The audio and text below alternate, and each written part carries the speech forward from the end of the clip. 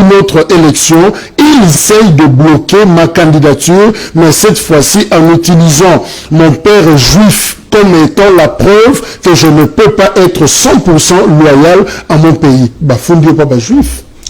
Je voudrais d'abord déplorer le langage excessif de cet acteur politique-là, M. Moïse Katumbi. Je crois qu'il aurait été utile qu'il puisse sortir publiquement et dire, au lieu de dire « ils essayent », il accuse tous les Congolais.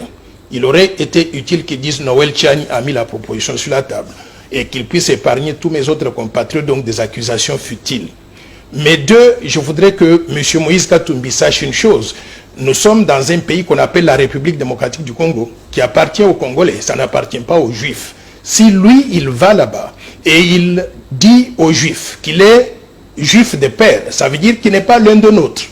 Je pense que le peuple congolais a pris note de cela. Mais au-delà de cela aussi, les Congolais n'ont pas de leçons à recevoir de la part de qui que ce soit. Il peut aller au département d'État à Washington, il peut aller chez les Juifs où il veut. À la fin de la journée, le Congo c'est un pays indépendant qui va rester indépendant et qui doit rester dirigé par les Congolais. Et je répète qu'il y a nécessité, déjà à partir de déclaration de M. Moïse Katumbi devant cette association juive, qui a nécessité pour notre Assemblée nationale de planifier la discussion sur cette proposition de loi parce que très clairement, il a démontré qu'il ne peut pas être loyal à 100% à l'égard de la République démocratique du Congo.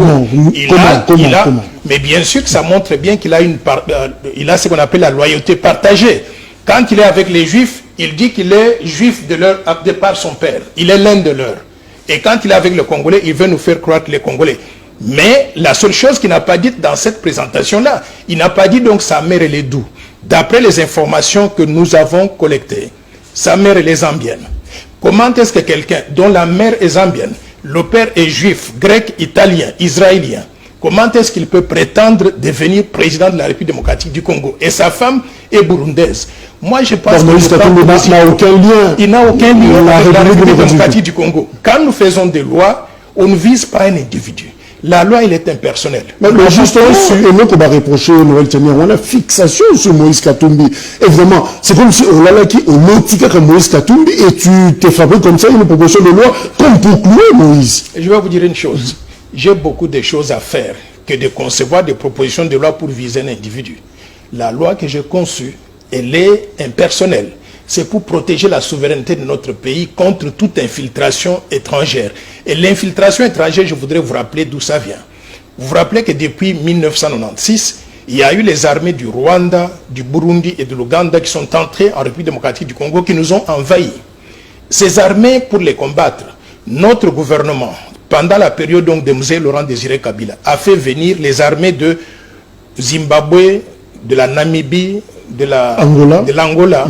Et toutes ces armées ont été rejointes sur le sol congolais par les armées de tous les pays du monde dans le cadre de la MONUSCO ou bien de la MONUC, dans le cadre donc des opérations de paix des Nations Unies. Ça veut dire qu'on a eu sur notre territoire près de 50 000 militaires étrangers.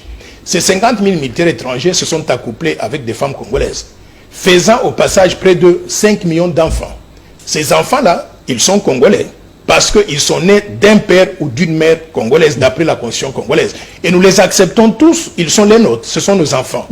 Mais ces enfants ne peuvent pas être 100% loyaux à l'égard de la République démocratique du Congo. Ils auront la loyauté partagée à tout moment entre le pays de leur père et le pays de leur mère. Moïse Katumbi vient de faire la démonstration de cela. Quand il y a un problème au Congo, il va nous accuser chez les Juifs en disant, vous êtes mes oncles paternels, voyez les autres là-bas, faites la campagne à travers le monde pour les étouffer. C'est ça que nous voulons éviter.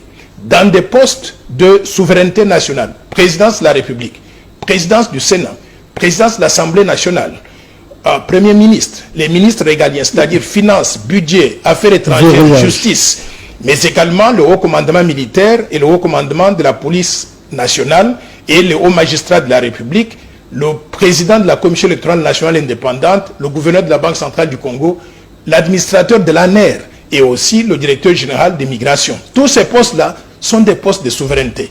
Ils doivent revenir aux Congolais nés de père et de mère congolais, c'est-à-dire des gens qui seront 100% loyaux à la République démocratique du Congo et qui ne vont pas nous accuser dans le pays de leur père pour faire la campagne contre la RDC comme Moïse